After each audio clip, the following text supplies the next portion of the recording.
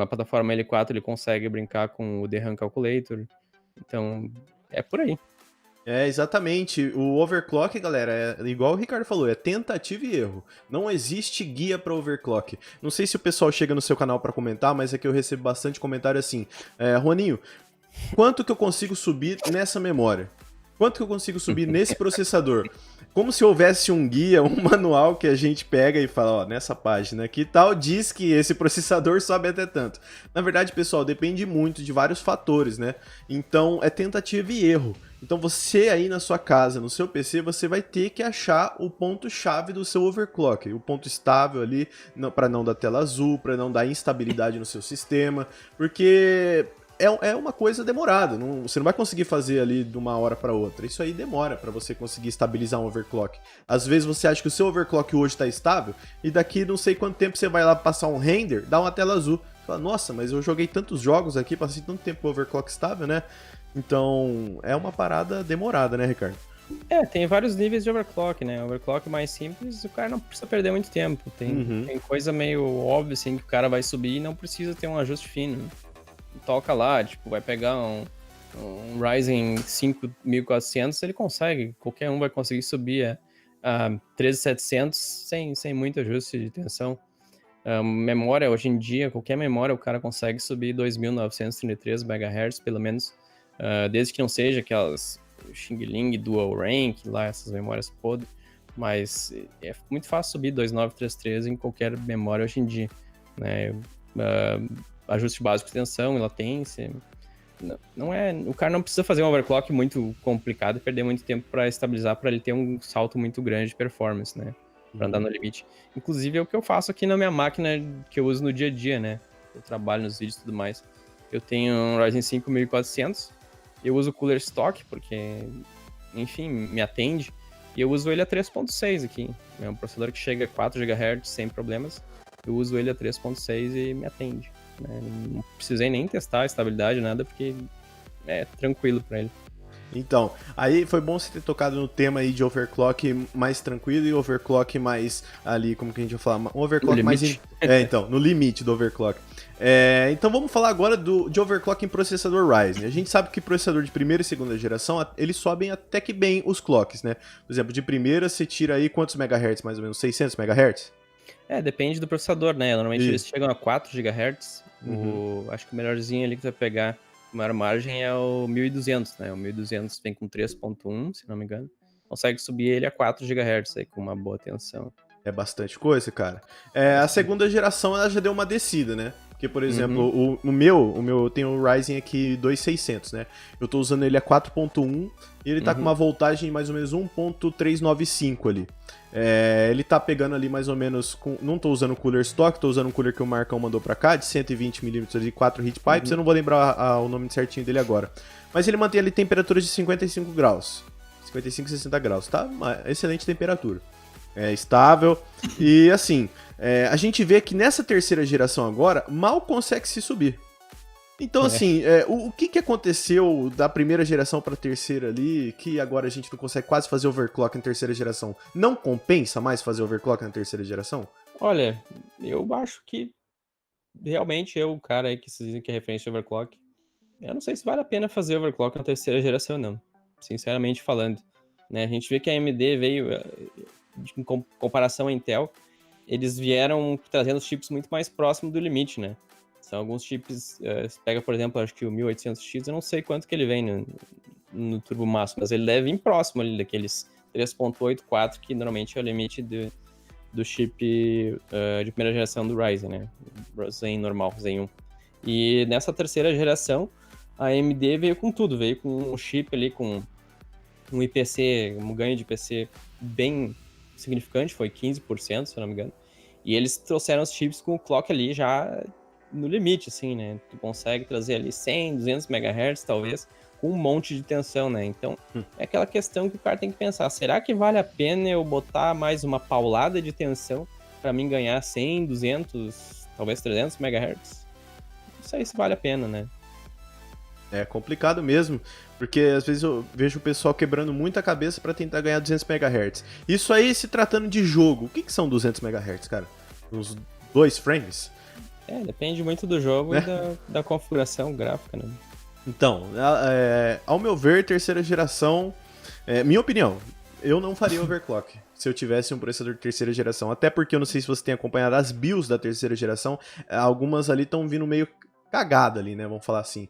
Porque elas estão elevando a tensão dos processadores, cara. Ah, sim. Não sei se você tem visto aí, mas tem gente que chega aqui no canal e fala assim, pô, Roninho, eu tô com 3600, tensão tá em 1.45. Estoque, sem mexer em nada. Normal, e quando ele vem no turbo ali, ele ainda dá uns picos de tensão, tá bem zoada a coisa, né? A questão do overclock na terceira geração, que o cara tem que focar é a memória. Foca em ajustar a memória, deixa o CPU ali, né?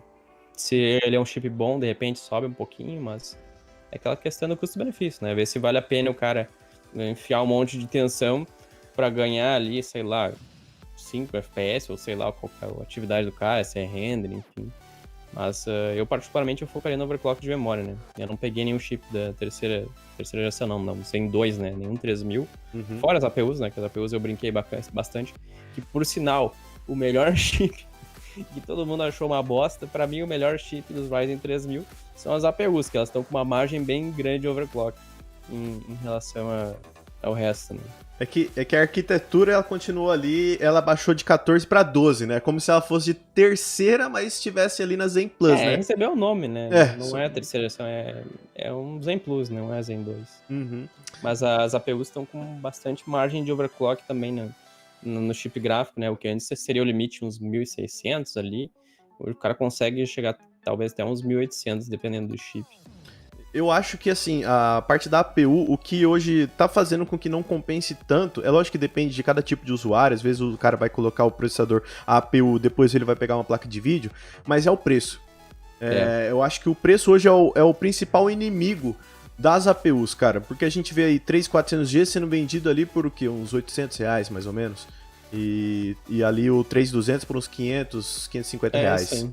O 2.200 usado o cara consegue barato ainda, então.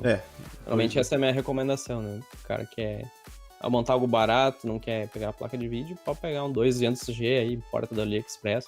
Acho que o cara consegue por menos de R$300 importar um. Maneiro.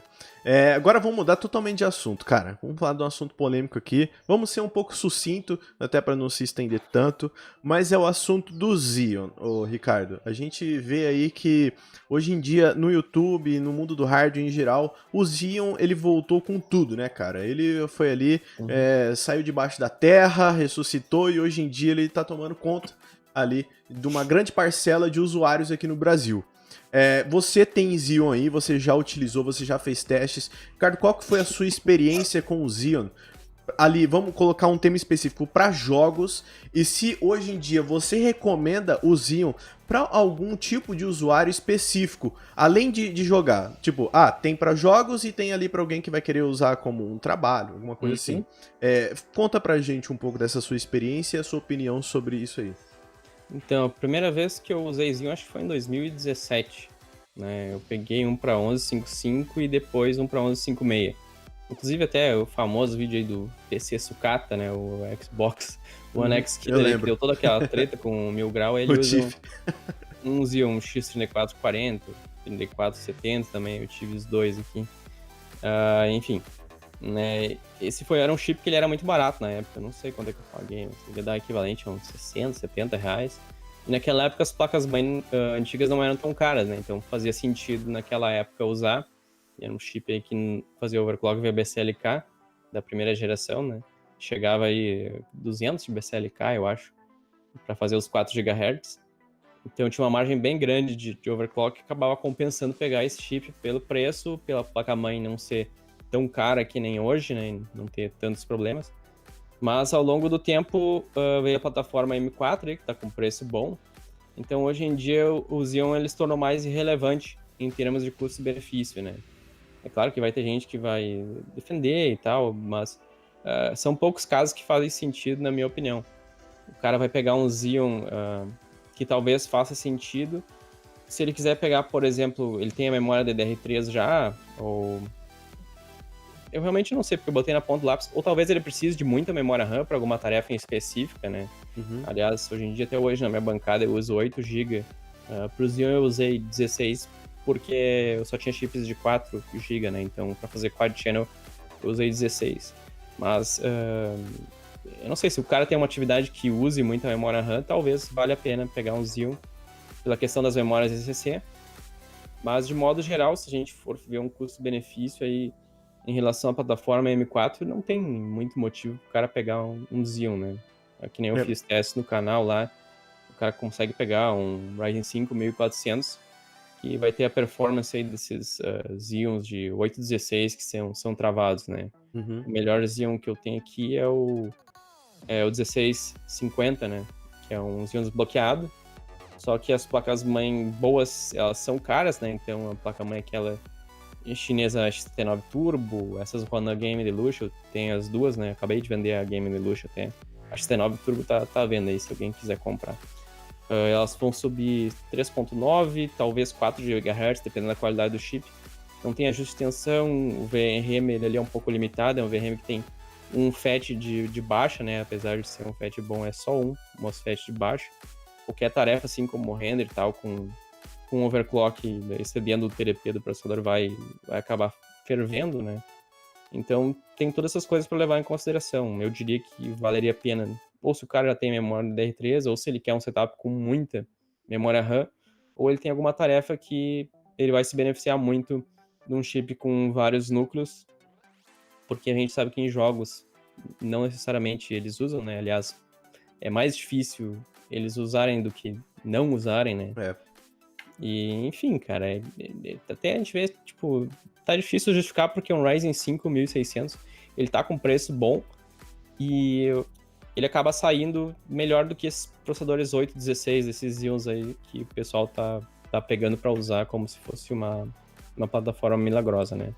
E mesmo ele sendo 612, ele consegue ter uma performance melhor do que esses processadores com 8 núcleos e 16 threads.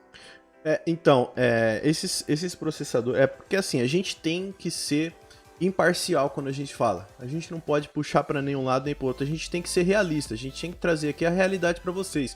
Foi exatamente a minha pergunta, não sei se vocês perceberam, mas eu falei assim, tem algum tipo de usuário que vai se beneficiar com isso? Então o Ricardo, ele falou, talvez para alguém que utilize bastante memória, não sei o que. Então a gente tem que ser sincero aqui, galera, e trazer para vocês a realidade ali do âmbito de hardware no geral. Não adianta a gente chegar aqui e falar pra vocês aqui, vender sonhos pra vocês. A gente não vende sonho. Ninguém aqui vende sonho fazendo vídeo. Porque assim, se a gente vendesse sonhos, a gente ia colocar em risco muita gente que poderia se frustrar, né, cara? A gente poderia ali vender alguma coisa que daqui a um tempinho o cara já vai estar olhando pra aquele PC dele e falando assim, poxa vida, mas achei que isso aqui ia ser tão bom e não é.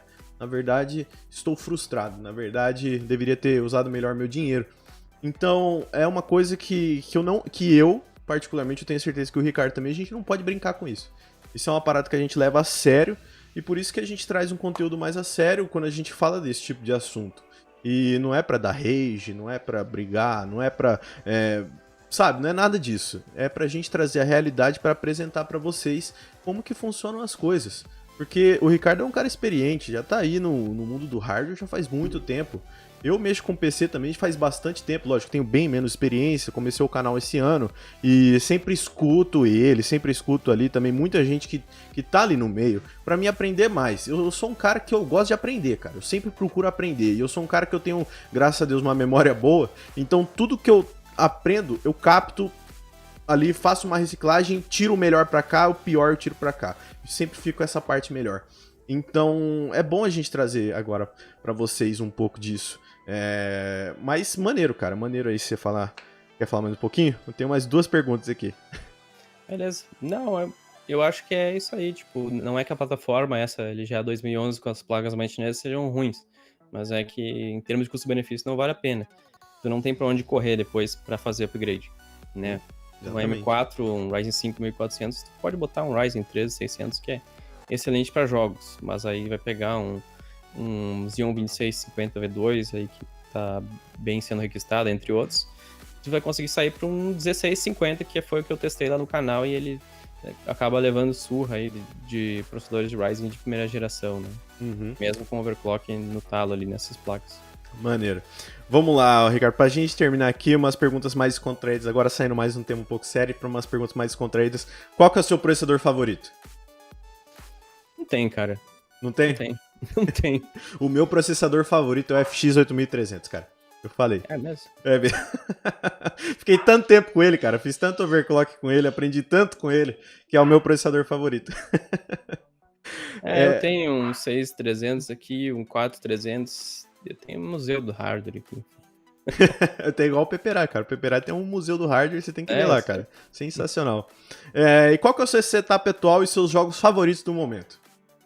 Então, eu tenho mais ou menos 3 máquinas aqui que eu uso mais, né? Eu tenho muita coisa. O setup que eu uso, assim, no dia a dia, que fica ligado, ele era um Ryzen 5 1600 com uma 1070. Eu vendi o 1600, eu tô com 1400 agora. Eu comprei no AliExpress. E possivelmente eu vou vender ele também, eu tô negociando. Possivelmente eu vou ficar com o Ryzen 3200 por um tempo.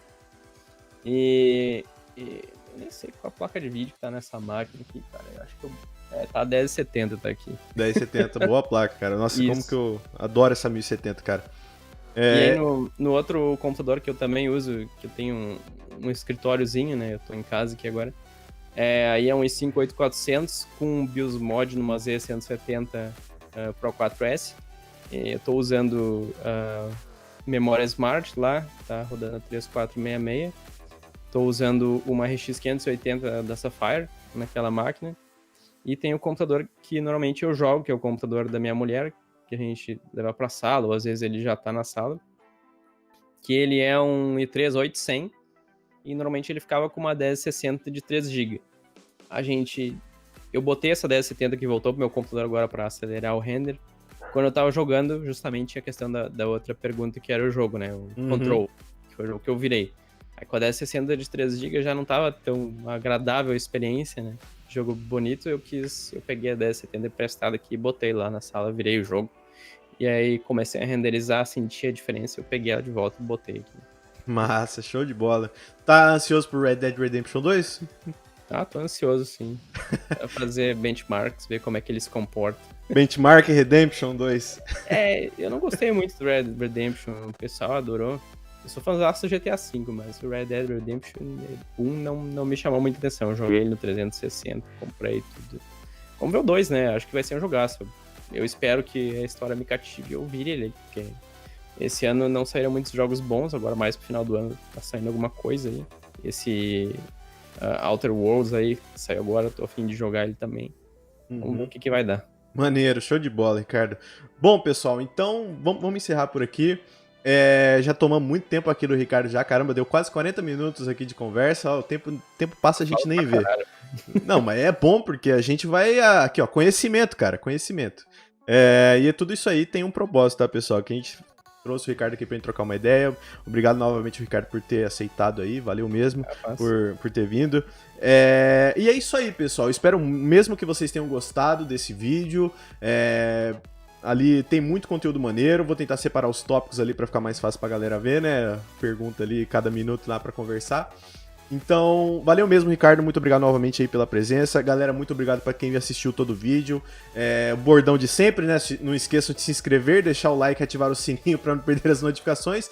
Se inscrevam no canal do Ricardo, acompanhem os vídeos dele que valem muito a pena. Ative o sininho lá no canal dele também, porque são, como eu falei outras vezes aí, são vídeos extremamente relevantes que vão ali adicionar muito conteúdo pra vida de vocês em termos ali de computador e hardware. Beleza, pessoal? Então vou ficando por aqui. Um grande abraço, valeu, falou e foi.